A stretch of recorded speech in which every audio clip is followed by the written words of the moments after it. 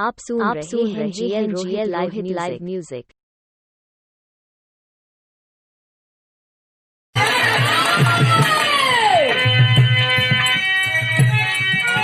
आगे इंजन चले ये मोरे भैया हो।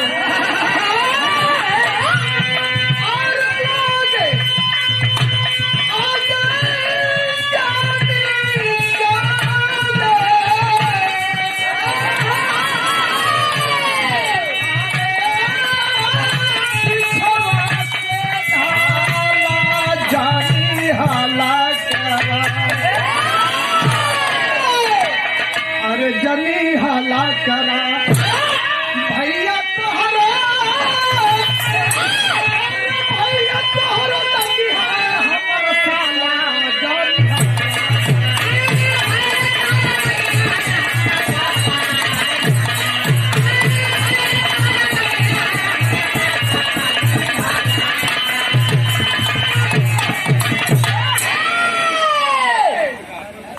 अब तोरे मन वाली हो गई ना भैया।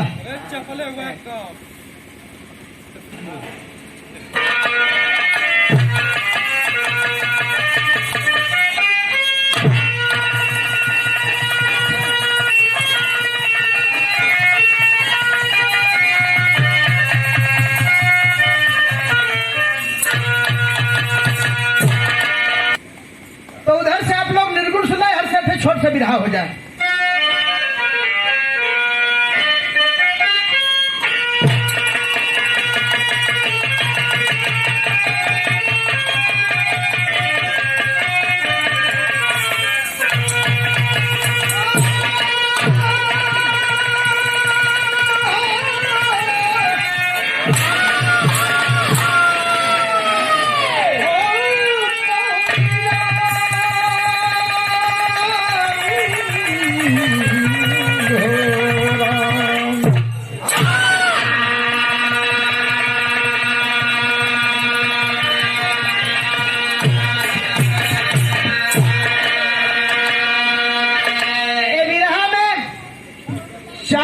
भूमिका लिखल गई, का लिखल भैया?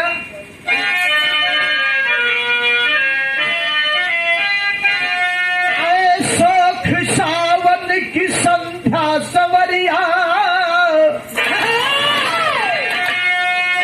अरे बहारों के सावन से सावन न होता, तो सावन के सावन से सावन न गुजरे, तो सावन का सावन सुहावन न होता। अभी देख मौसम की चुलबुल भोरहरी, जगा करके बुलबुल से ये कह रही है, कहत चंपा से मंगिया सजा ले, मखमल सिमलया हवा बह रही है।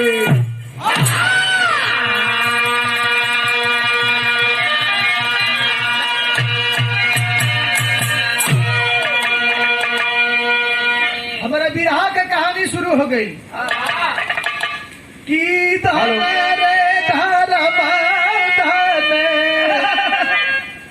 धरती विधनवा,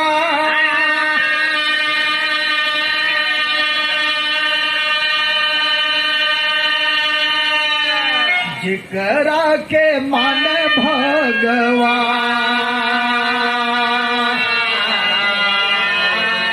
जिकरा के मान भगवान, राम सिया लक्ष्मण गया जीन गई, अरे पितरन के देवे पिंडदा, राम लक्ष्मण और सीता जी अपने पूर्वजन के पितरन के पिंडा देवे चल रहे। सुरेंद्र भैया ये हवा गीत लगल गजल से, कौन गजल लगल भैया? जब से इनकी जवानियां चढ़ी है, जब से इनकी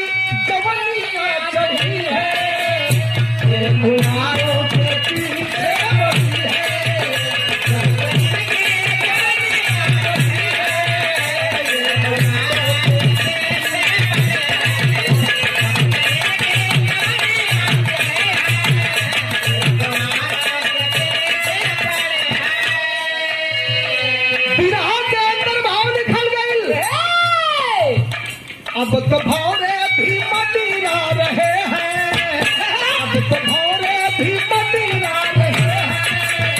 ये सब तारे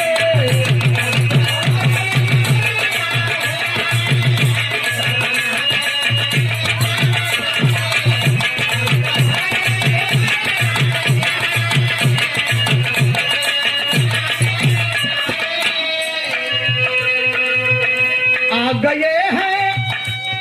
गए हैं अवधि के बसैया, आ गए हैं अवधि के बसैया, फल्गु नदी के किनारे, आ गए हैं अवधि के बसैया।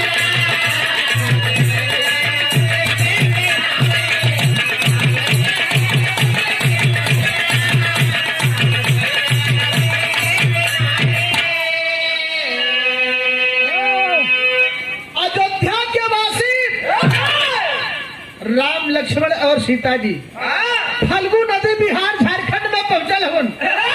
अब तो बंटवारा हो गए, पहले बिहार रहल, आज भी शायद बिहार हो। गया जी में फल्गु नदी के किनारे चलल हन। कैसे चलल हन?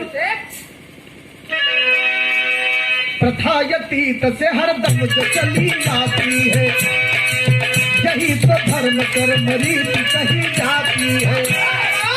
नदी के तीर पे जगती आधार बैठे हैं, बड़े ही शान से आसन सुधार बैठे हैं, बड़े ही शान से आसन सुधार बैठे हैं।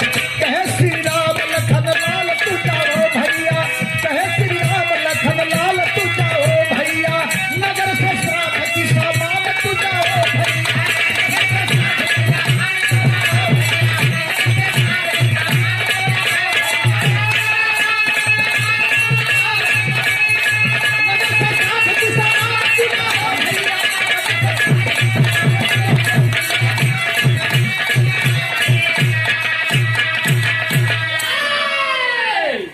भगवान मर्यादा पुरुषोत्तम श्री रामचंद्र जी फल्गु नदी के किनारे आसन मार के बैठल हवन। सीता जी बैठल है बगल में। लक्ष्मण जी के आदेश दलन के भैया, जो यहाँ की प्रथा है श्राद्ध की, तेरही की, पुरोजन के तारे खातिर जौन सामान लगे ले जाके बाजार से लेके आवा। लक्ष्मण जी बात सुन के चल देना सामान ले खातिर। यहाँ गीत लगे, कौन गीत लगल भैया?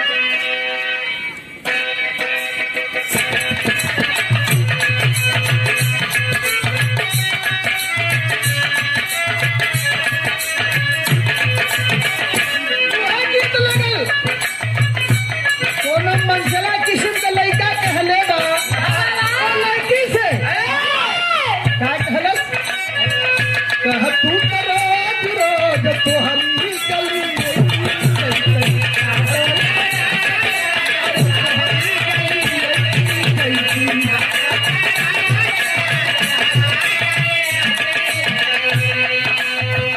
कह तू करो रोज तो हम गली जैती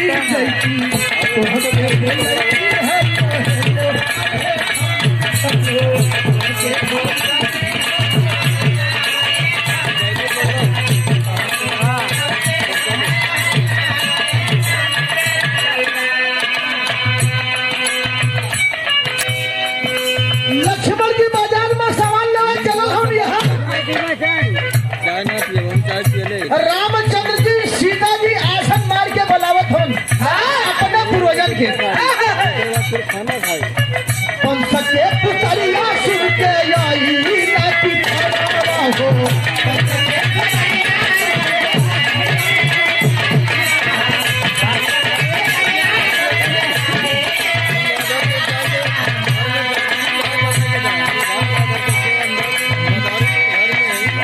पंच के पुतरिया सुन के आई लाठी खड़ा हो।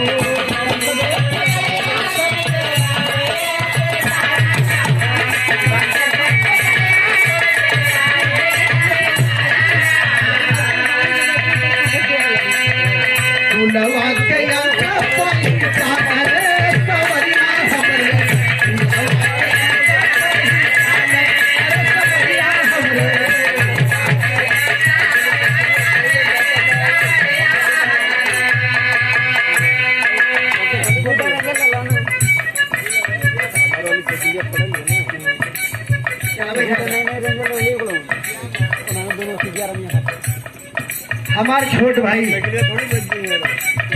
बिहार का हम शुरुआत कैली एक गलती हो गई दयानंद भैया गलती के सुधार सके जाला गलती माफ हो जाले ना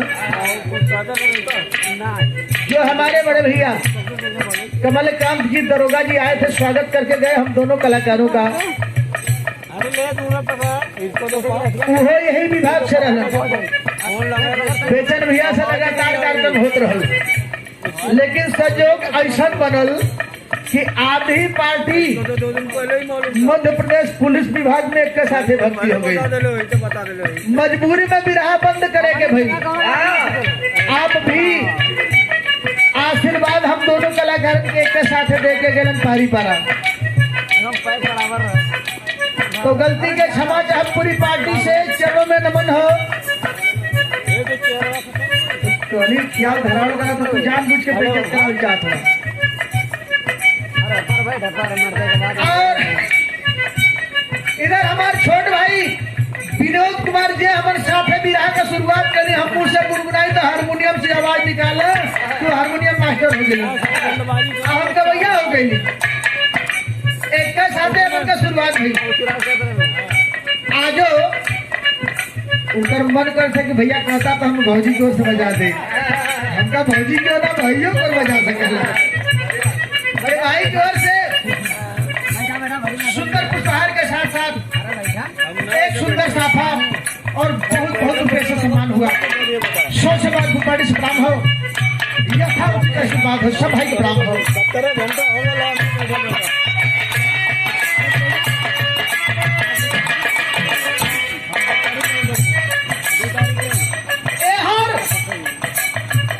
लक्ष्मण जी के अगर बड़ी देर हो गई पता नहीं चला काहे ना आइलन सीता जी परेशान है कि आखिर बात का हो कहली सिया पर धड़के रही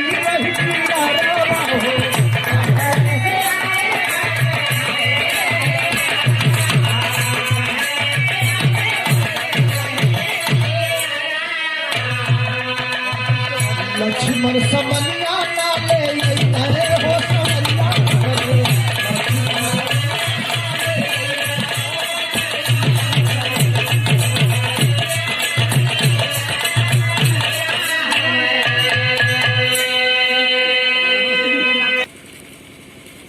तब भय का ट्रेन लग गई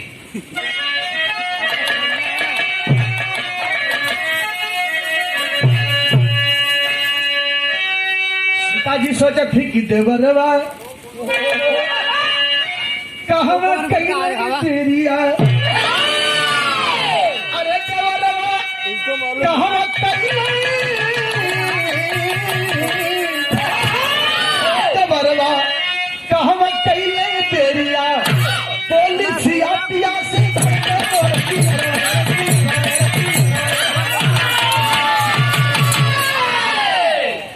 सिया पिया से धड़के मोर जियरवा देवरवा कहवा कैले देरिया बड़ी परेशानी है बड़ा लेट भल पूजा का समय लगत है कि निकल जाई सीता जी भगवान मर्यादा पुरुषोत्तम श्री रामचंद्र जी के कहली हम तोहार आसन संभारत है पूर्वजन के हम रोकत हैं क्या आप खुद सामान लेके आवा नहीं तो काफी विलम्ब हो जाई देर हो जाई चौकड़ा लगल भैया कर्म साधन प्रधान खास जाइए भैया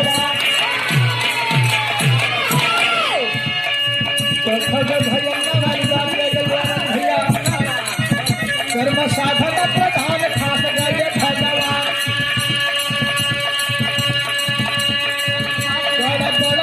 धान घबराए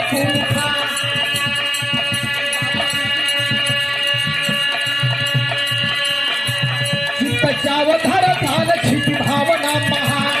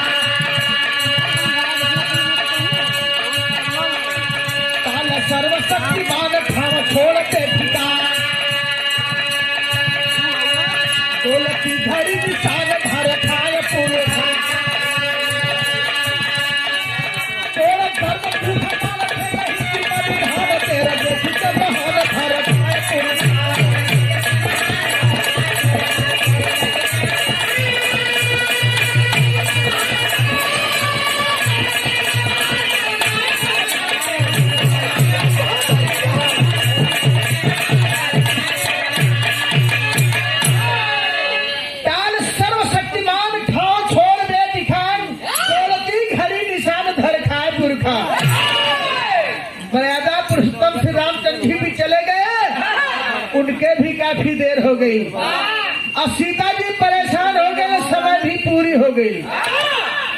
पुरखा कुल हाजिर हो गए। यहाँ गीत लग गई, बड़ी पुरान कौन गीत लगे भैया?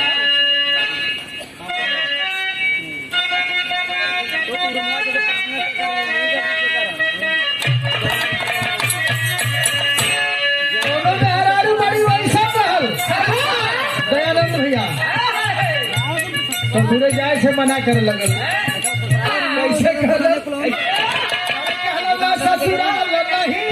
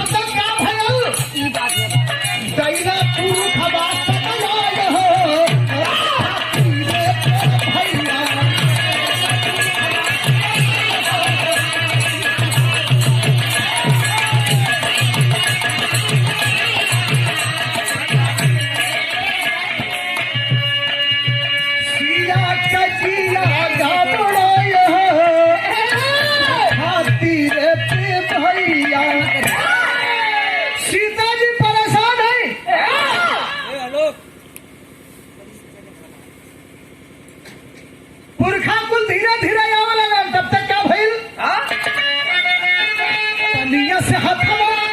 पनिया से हथवा निकाले डरी डरी।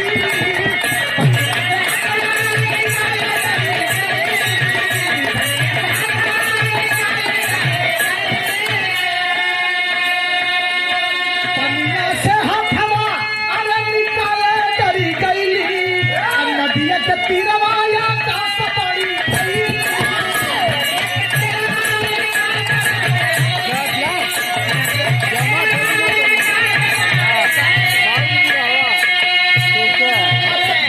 पड़ल बेटी पाय हो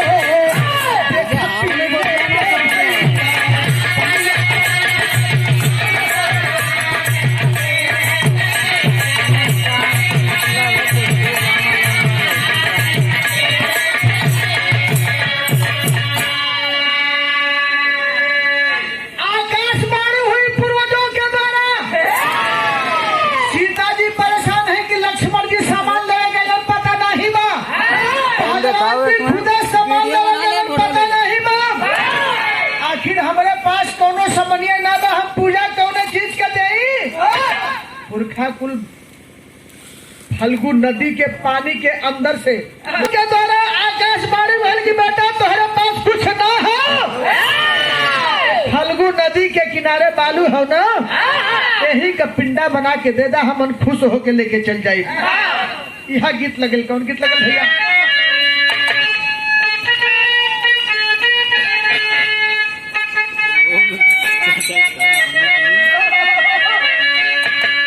कौनो मेहरारू नैहर जाए के प्लान बदल के अब ससुर न रहब, भाई हुई कोनो दिक्कत। अब हर दिक्कत तो लोग न बताए, नहीं तो लोग जाके घरे घरे बतिएगा। नहीं तो हम बताए ना मेहरारू का दिक्कत। मेहरारू का गीत बका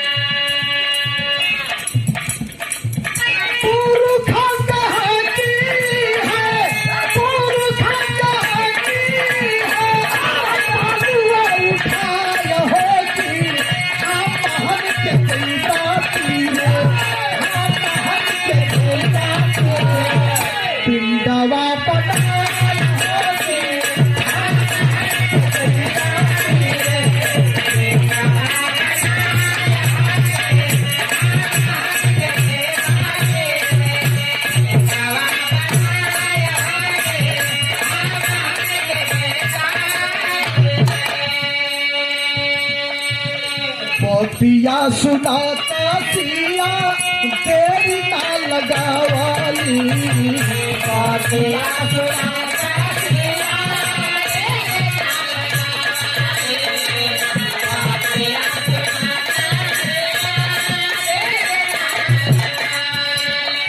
अरे पालू का बनाई के हो पिंडवा परावाली पालू का बनाई के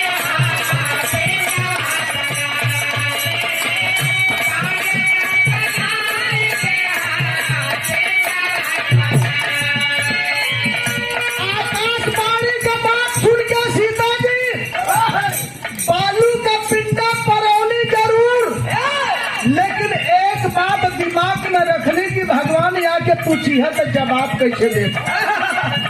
गवाह परौली 4 गो के गाँव यज्ञ फलगू के तकरी, गाँव यज्ञ फलगू के तकरी, के साक्षी बनाय होती काली गई पूर्वत तूला, अरे काली गई पूर्वत तूला गवाह के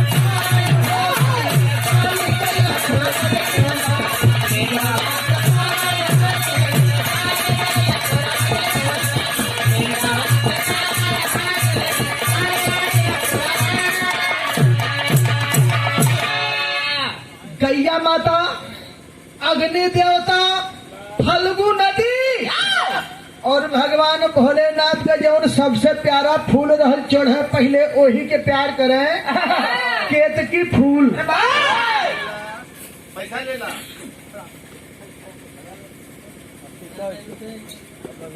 आप परम पूजनीय पिताजी बनगांव की धरती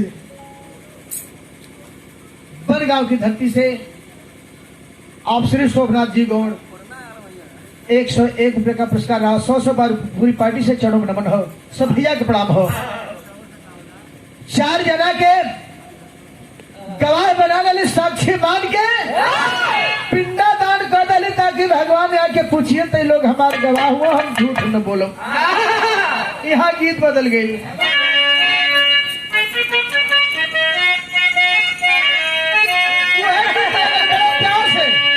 हर अवसर पर माई बहनी लोग गावलिन, का गावलिन? अब नीचे नरिया रवा के पौड़ी,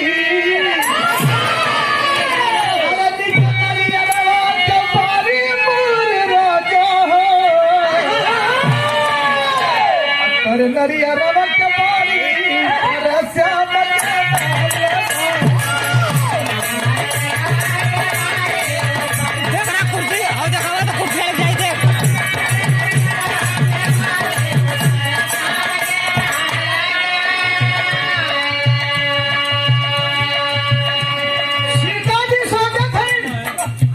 सोचिया मन मारी,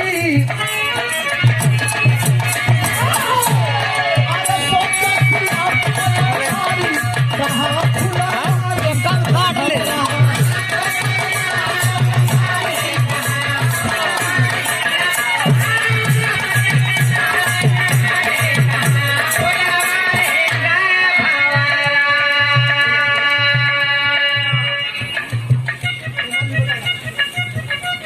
पूरे बाहर करेगा छोटे भाई महबूब और टड़वा की धरती से 1 रुपये का पुरस्कार 100 बार। सोचा भाई आपन आपन पूजा आपन आपन प्रसाद लेकर जब पुरखा कुल चल गए सोचा फिर के काम तो हो गया भाई, समाज का नहीं।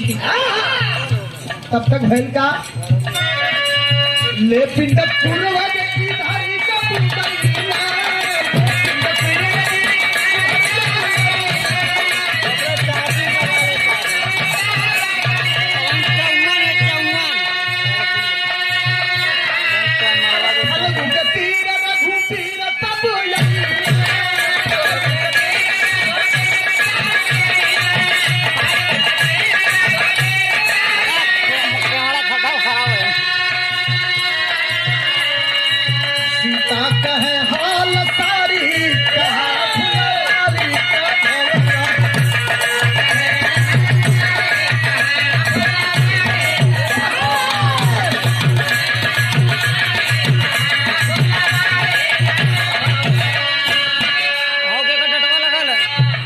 भांजा ओके का डटवा लगा ले टप्पू उर्फ सतेंद्र की ओर से 101 रुपए का पुरस्कार। ध्यान ध्यान नंबर 1 तो 2 आंख न होने चाहिए। 100 बार फिर पार्टी से आशीर्वाद से भाई के प्रणाम हो। घर बनवा दे भगवान जब आए हवन सीता जी सारी बात बता देने कि आप लोग देर कर दहला। हम तब पूजा कर के छुट्टी ले लेनी अपने अपन प्रसाद लेके पुरखा कुल चल गए। तो यहाँ गीत बदल गए कौन गीत लगा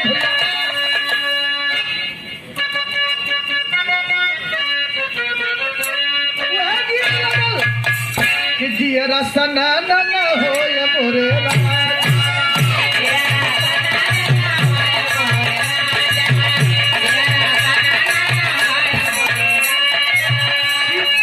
सीता जी बतौले है पुरखा परेशान कैला मोरे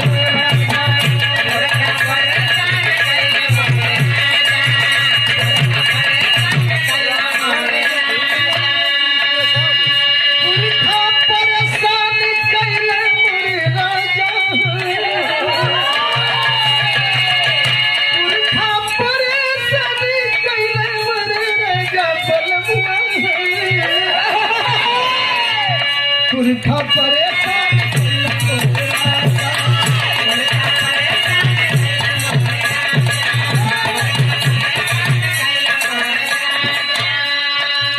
लेके समरिया तू नो जनना जईता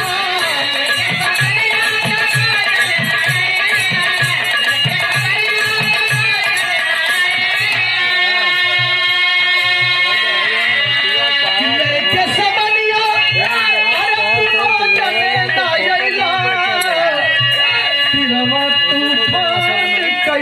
मोरे राजा परेशानी बढ़ गई। आप लोग देर कैला हम खुदे परेशान हो गए। तब मांगे न बलुआ का पिंडा पर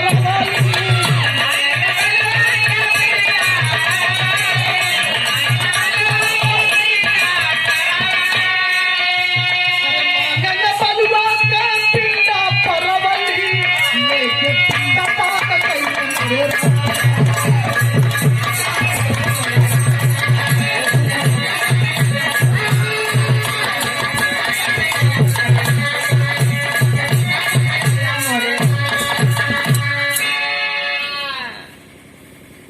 अपने अपन प्रसाद लेके चल गए। भगवान गल की एकदम विश्वास ना सरासरा झूठ हो। सामान हमारी साथे बा छोट भाई के साथे बा हमने के बाजार में आई कैसे बालू का पिंडा बना के दे दलो बिल्कुल विश्वास ना बा बहकावत हूँ। भगवान के विश्वास दिया खातिर सीता जी कली क्या कली कौन गीत लगे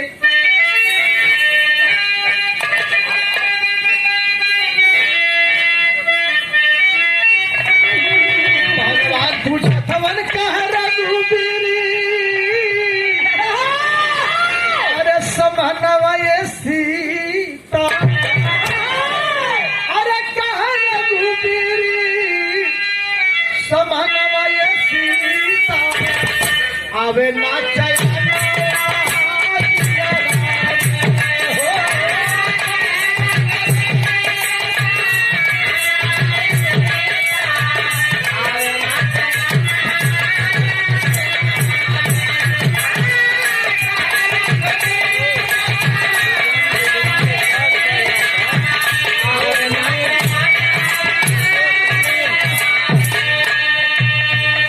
भगवान का विश्वास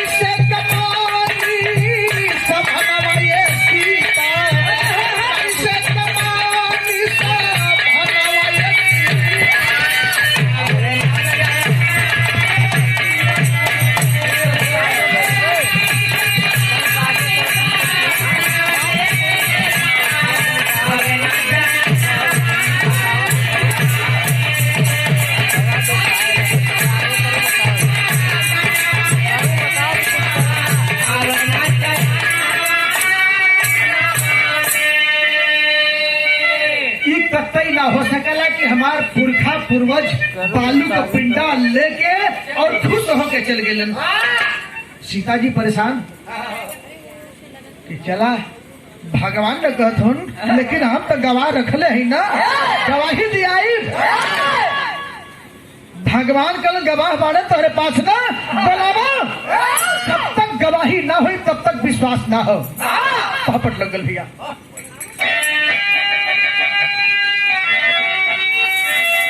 अरे पड़ली असमंजस में सीता मैया तब रघुरैया से, असमंजस में सीता मैया तब रघुरैया से, तब लगली आके फिर सतैया तब रघुरैया से।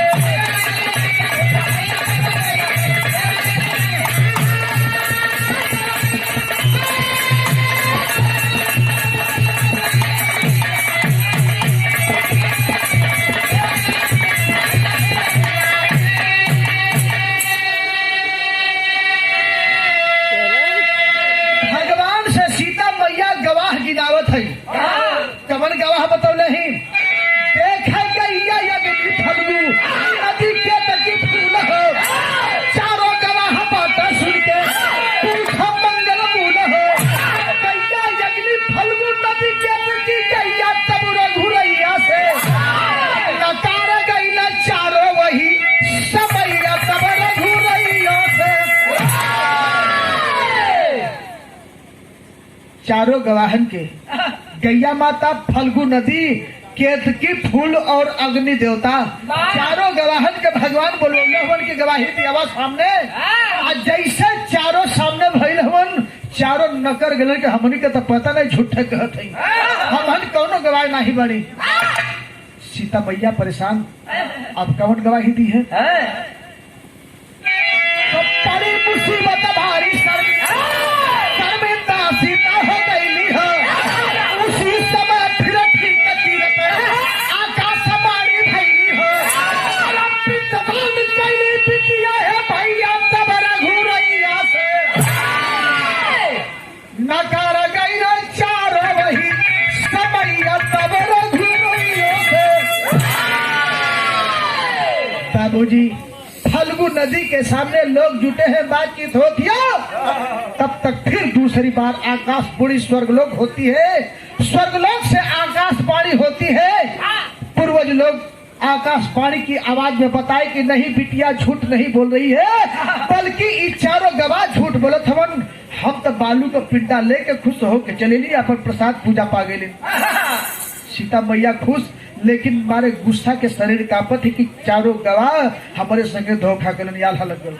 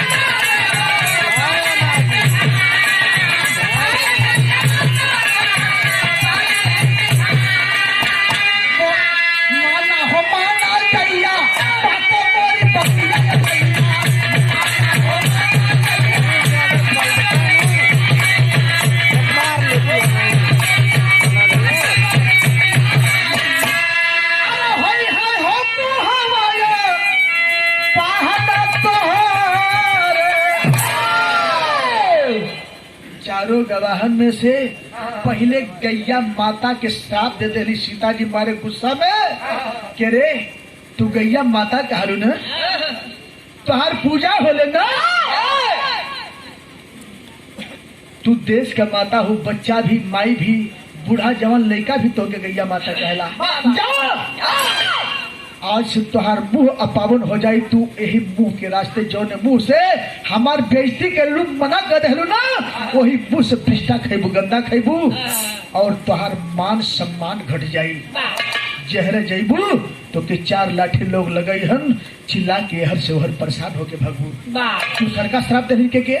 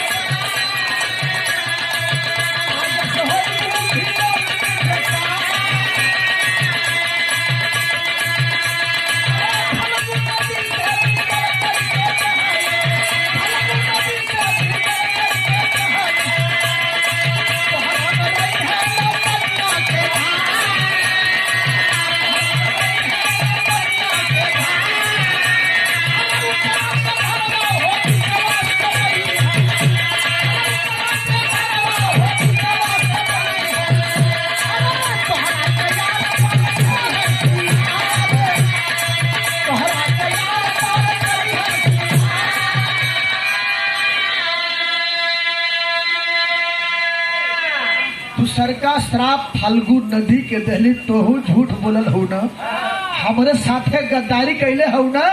जा आज से तोहार पानी के धारा देखे के नहीं मिली, खाली बालू देखे के मिली। तोहरे पानी के धार ऊपर ना बल्कि नीचे की बही, ऊपर खाली बालू दिखाई। अगर तोह के चाहे तो एक सियार भी दौड़ के पार कर जाई। प्रमाण मिलता है साथियों, जो भी भाई लोग बिहार गया जी में गए होंगे, वही फल्गु नदी बहती है। ऊपर कितना हुई बाढ़ आवे, लेकिन खाली बालू बालू दिखाला। लोग बाग गया ठकुर द्वारा करे जालन तो वहाँ पानी नहीं मिलला, बालू पानी की आवश्यकता होला तो बालू हटावल जाला, नीचे से पानी आ जाला। प्रयागराज में गंगा जी है ना भैया, तीनों रही नहीं, 2 जने देखे कि मिलल, तीसर की तो लुप्त है। तीसर का श्राप अग्नि देव के देनी क्या करे। अरे तीसरे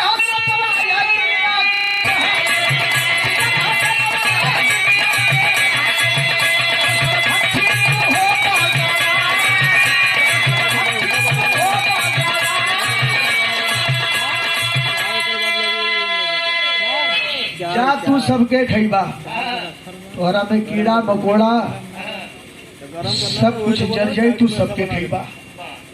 तीसर का श्राप अग्नि देव के दहली। और चौथा श्राप जौन केतकी का फूल होला, जौन भगवान भोलेनाथ का सबसे प्रिय फूल है, ओके श्राप दे दिल कि जा आज से तोहके न तो केहू पूछी, न तो मंदिर शंकर जी के शिवाला में कबो पूछल जेबा।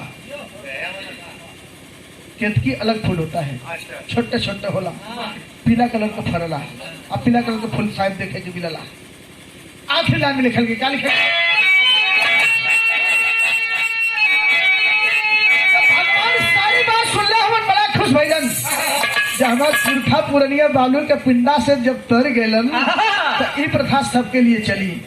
भगवान कहले उनका, अरे बोला भगवान, अरे कर के मान वही घड़ी, तब से बलुआ का पिंडा दान दुनिया में।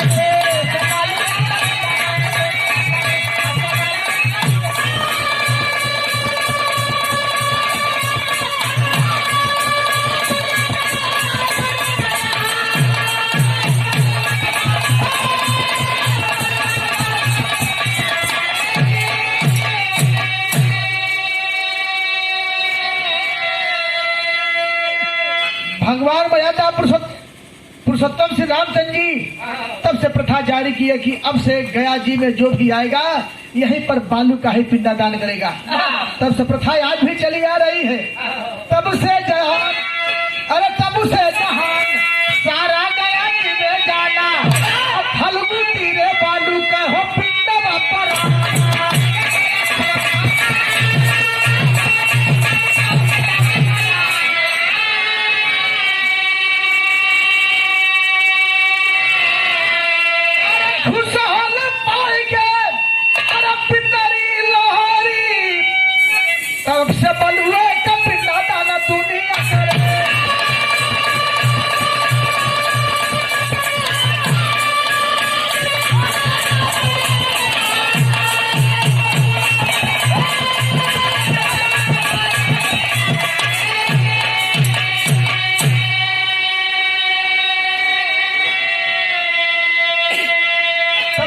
साथियों प्रथा चली आ रही है, जो भी लोग गया जी में जाते हैं बालू का ही पिंडा पर आ जाता है।